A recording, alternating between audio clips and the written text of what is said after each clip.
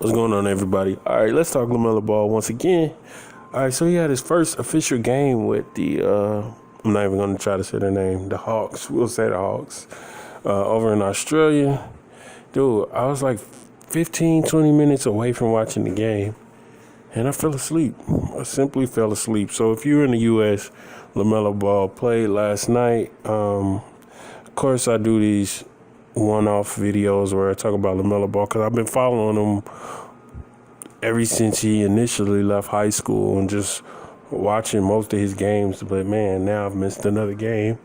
I was only able to catch the highlights, but man, certain players you definitely got to watch the entire game. Like a Lamelo Ball, you definitely got to watch the entire game because you can miss so much of his game by only watching highlights. Like, I don't know. I think that goes for a lot of good players too.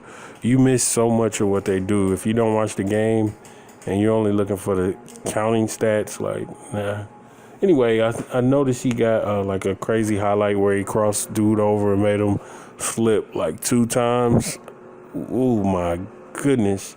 But the best part about that play was the pass at the end to Josh Boone. The worst part about the play is Josh Boone did not finish, which is something I noticed in preseason. I'm like, man, Josh Boone doesn't have enough lift.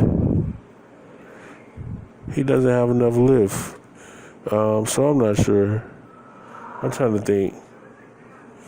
What else? What else can I? Oh, the other takeaways from the game is I'm not really sure if we're going to see the best Lamelo Ball can do if he doesn't have a teammate who is a threat. Like, I've seen Lamelo's game, and he really, from the games that I've seen, which are a lot, he really gets aggressive, like when he's down big. I mean, he's been crazy aggressive ever since the Drew League, the Rico. Drew League.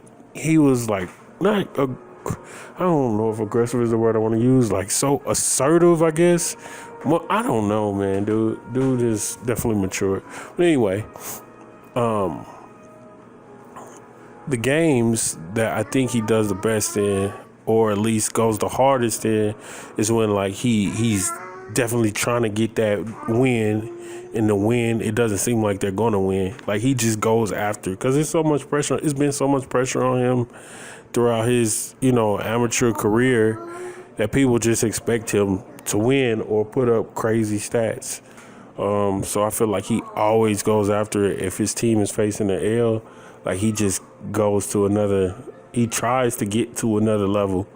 But the thing about this situation is I don't know if he has a teammate that's like a real threat. That way it opens up the floor for him, especially because his passing is so good, man.